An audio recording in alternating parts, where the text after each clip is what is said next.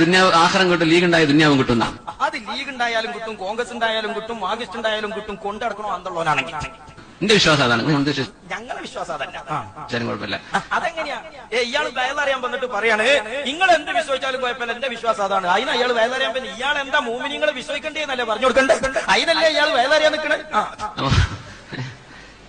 എന്തായാലും മാർക്സിസ്റ്റുകാരൊക്കെ നല്ല നമ്മളെ ലീഗ് തന്നെയല്ലേ, പാണക്കാട് തങ്ങളല്ല അവിടെ ഉള്ളത്.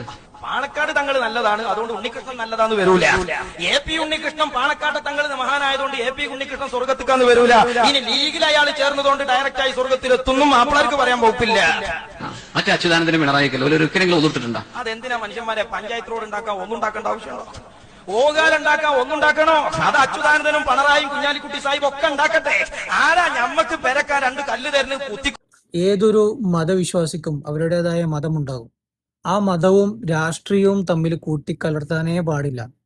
രാഷ്ട്രീയം എന്ന് പറയുന്നത് നമ്മുടെ നാടിന് ഗുണമുള്ളതും നമ്മുടെ നാട്ടുകാർക്ക് ഗുണമുള്ളതും ചെയ്യുന്ന ആളുകൾ ആരാണോ അവർക്ക് വോട്ട് ചെയ്യുക എന്നുള്ളതാണ്. നമ്മുടെ മലപ്പുറം ജില്ലയിൽ വികസന മുരടിപ്പ് എന്ന് പറഞ്ഞു കഴിഞ്ഞാൽ അത്രമാത്രം മുരടിപ്പുള്ള ഒരു നാടാണ്. ഇവിടെ അവർ ഏറ്റവും കൂടുതൽ ഉപയോഗിക്കുന്നത് മത ചിഹ്നങ്ങളും മതവിശ്വാസങ്ങളും മതത്തിന്റെ പേരിലുള്ള ചൂഷണങ്ങളുമാണ്. ആ ചൂഷണങ്ങളൊക്കെ മാറ്റി വെച്ചിട്ട് നിങ്ങളെ നാട്ടിൽ അവർ നല്ല കാര്യം ചെയ്തിട്ടുണ്ടോ അവർക്ക് വോട്ട് ചെയ്യുക, നല്ല കാര്യം ചെയ്തിട്ടില്ലെങ്കിൽ അവർക്ക് വോട്ട് ചെയ്യണ്ട.